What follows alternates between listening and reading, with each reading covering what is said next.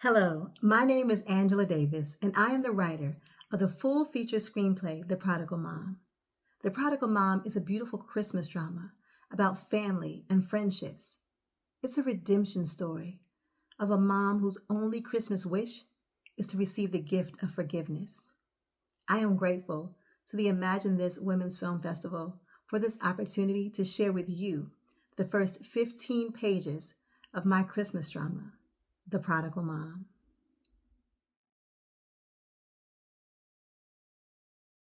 Interior, Grandma's house, living room, day. A beautifully decorated Christmas tree stands near the window of a middle-class home. There is a star at the top, and the focus is on several picture ornaments that quickly take us through time. There's a man and a little girl in each picture ornament. The ornaments show the progression: baby's first Christmas, daddy's little girl, daddy's Christmas angel, my favorite shepherd girl, daddy's cute elf. The tree shakes and the star tumbles toward the floor. Exterior, cemetery, day. A flashback begins. Candace Stewart, 13, and her grandmother, Grace Stewart, 65, stand at the grave of Candace's father, Calvin Stewart. Candace is in tears. Her grandmother struggles to console her as she fights back her own tears. Candace grabs a flower from the casket just as it is lowered into the ground, while Pastor Mumford gives the final words. We therefore commit this body to the ground, earth to earth, ashes to ashes, dust to dust. A disheveled woman, Sharonda Lucas, lurks behind a tree. She watches Candace closely. A tear rolls down her face. Grandma Grace looks in the direction of the woman and squeezes Candace's hand tighter. Candace doesn't notice the woman. Sharonda walks away from the cemetery into the neighborhood. Exterior, Recovery House, neighborhood day. Sharonda arrives at the Mary Anthony Recovery House for Women. She nervously paces back and forth in front of the building. She slowly walks up to the door and rings the bell. She walks away from the door, then turns back toward the house. The door opens and she enters. Exterior cemetery, day. Grandma Grace and Candace are escorted away from the gravesite into the limousine.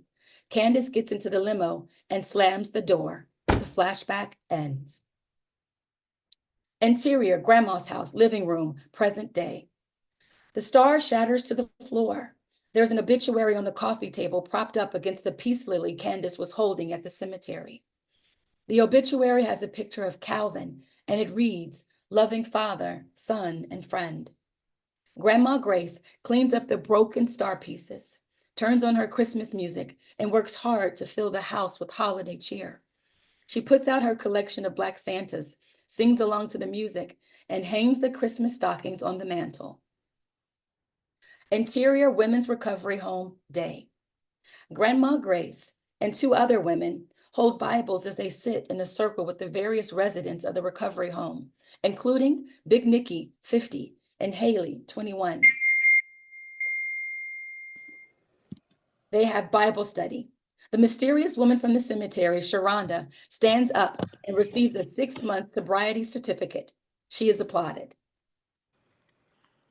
When I first got here, I was a mess. When we are, I still am. When I walked through these doors, I felt safe for the first time in 10 years. The streets was eating me up. I know that's right. I was ready to die. But I was reminded that I have a reason to live. Sharonda looks to Grandma Grace. Grandma Grace nods and gently smiles. Everyone gets up, hugs Sharonda, and goes on their way. Grandma Grace walks up to Sharonda. I'm proud of you. Thank you for everything. Without you being here for me and praying for me and Big Nikki being my sponsor, I don't think I would have made it this far. You're the one putting in all the work. Sharonda looks around at a few residents putting garlands on the Christmas tree. This is going to be my first Christmas in 10 years clean and sober. I don't even know how to act. You better know how to act. Yes, ma'am. It's just that my last 2 Christmases, I was locked up, and then the Christmas before that, I was Sharonda, we're making new Christmas memories. Remember? Yeah, new Christmas memories. That's all I want. New memories, a new chance, a new start with her. Exterior bus stop day. Candace steps off of the school bus with her best friend Ethan, bestie Ethan Carter, 13. He has twists in his hair, clear polish on his nails, and is not traditionally masculine. His lip gloss is popping. They walk toward their homes. We are officially on winter break. Let's go until January. Let's go until January. We'll see you next year. You are so lame. I mean, it was cool back in like third, fourth grade, but now, nah. Lame, what? You be your own people. No, but for a friend, as your best friend, I gotta keep it real. Keep it a buck. You are an amazing dancer, Facts. the smartest person I know. Period. All A honor roll every year. But comedy is not your gift. Later. But speaking of gifts, Here we go again. Candace, I really need you to praise dance with us for this Christmas program. Please? I'm not in the holiday spirit, and you know this is my first Christmas without my dad. I'm just not feeling it. I know, but you love to dance. I used to love dancing. You know, my dad never missed any of my performances.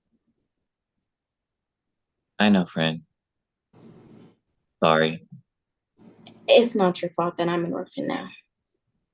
Stop it. You have a mom. I have a birth giver. There's a big difference. That girl ain't never been no mama to me. Bestie, don't be like that.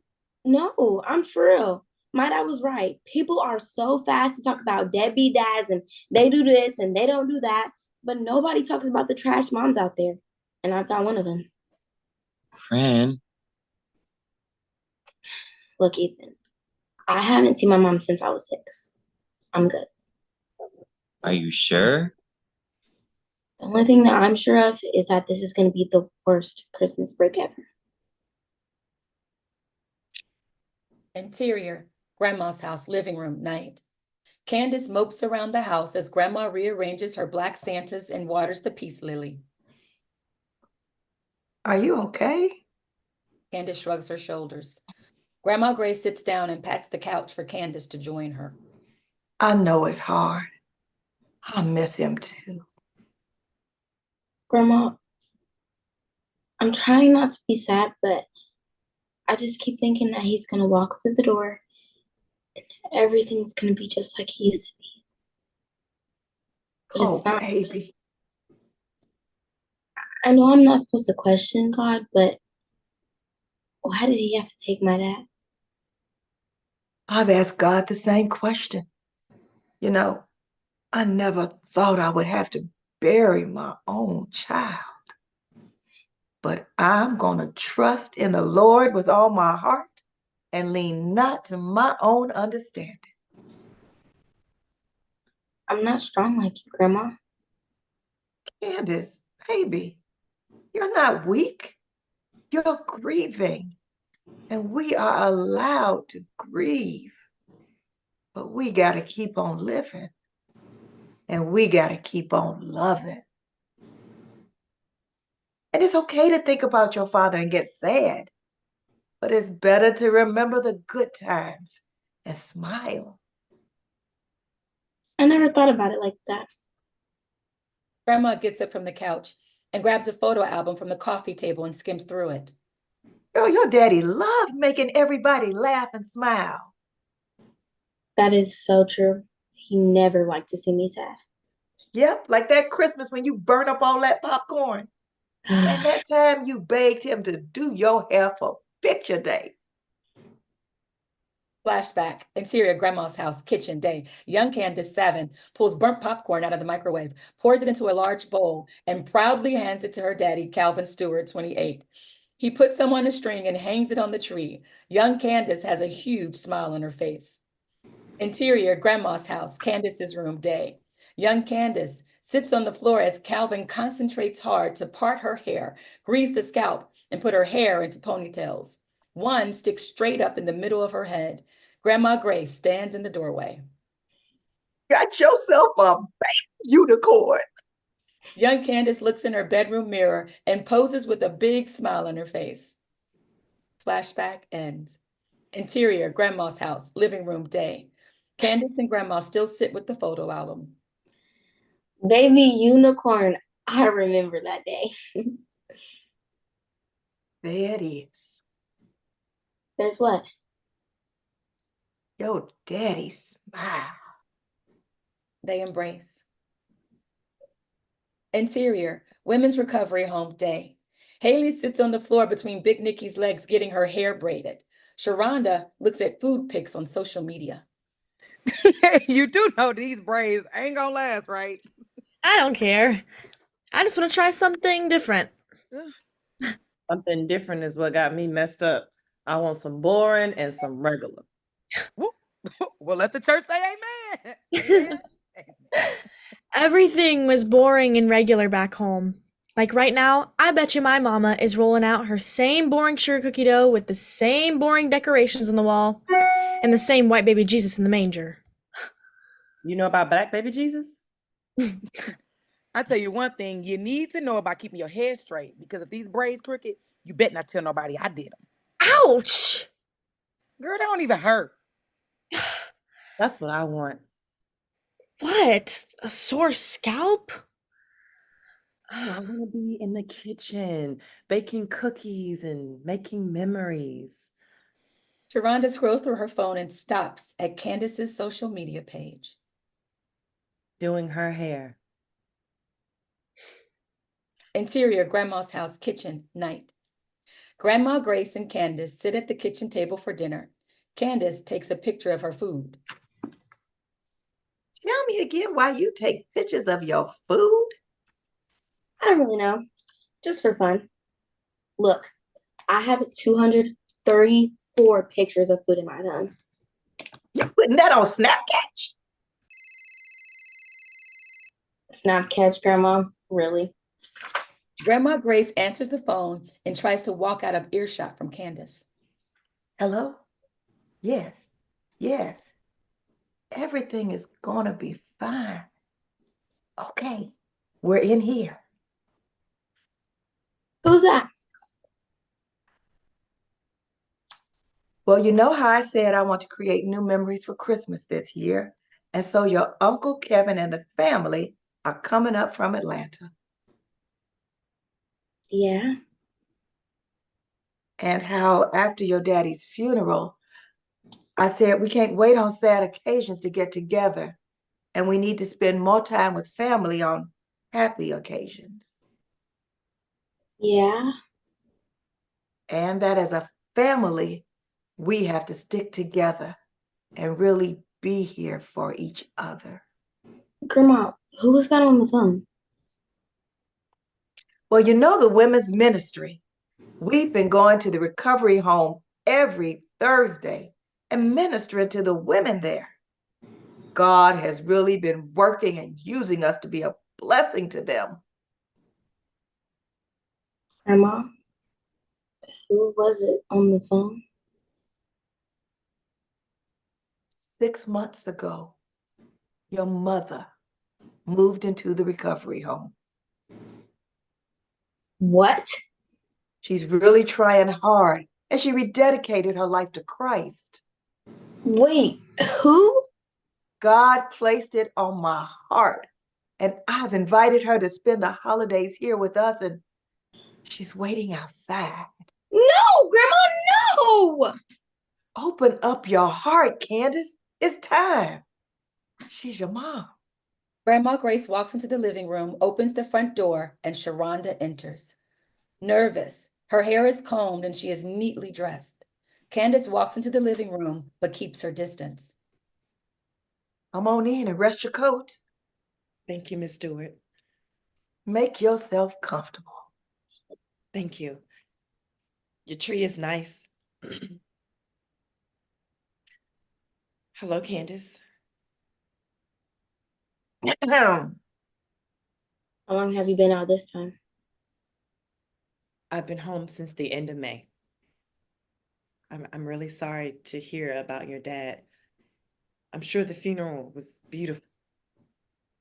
Wow. Really have no idea what to say, do you? Well, what I'm trying to say is, I'm sorry. Sorry? Sorry for what? Sorry for being in and out of jail my whole life? Candace. Sorry for choosing drugs in the street life over your own child? There's no need for you to say sorry now.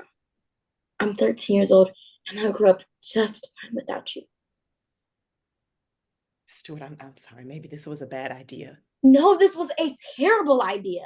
You really think you could walk up in here acting like you somebody's mama? Candace, I'm not trying to. What was you in for this time anyways? Breaking and entering? Writing bad checks? Do I need to hide my purse? Now, wait a minute, little girl. I know Calvin didn't raise you to be disrespectful. What? What did you just say? Don't you ever say my daddy's name ever again. You don't have the right to say anything about my dad. Baby, please calm down. Why are you here? You acting like I just walked up in here on my own. I came because I was invited. Really? Just like you was invited to my 6th birthday party. Exactly. Yes.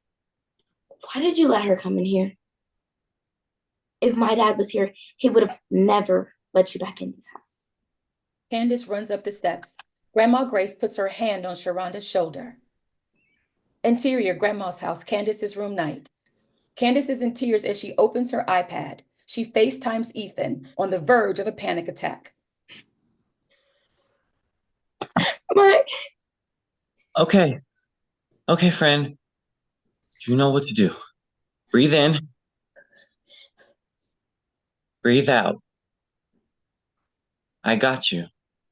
Now breathe in through the nose. Interior, Grandma's house, living room night. Sharonda sits on the couch, shaking and crying.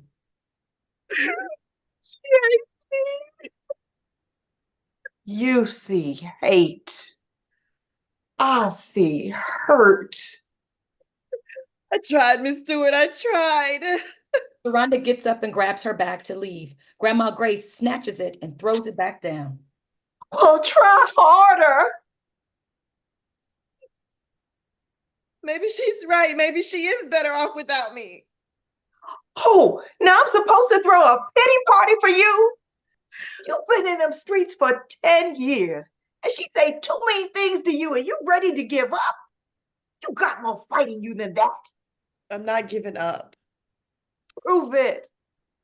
Push past the hurt and find her heart. Grandma opens the closet and hands Sharonda a blanket. There's clean linen on the bed back there. Grandma Grace walks up a few stairs. How do you like your eggs? Huh?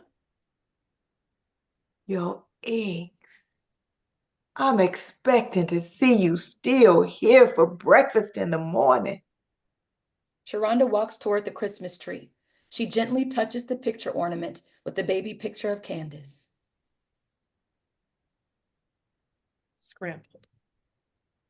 Sharonda stands there with the blanket in her hand and walks toward the back bedroom. I like my eggs scrambled.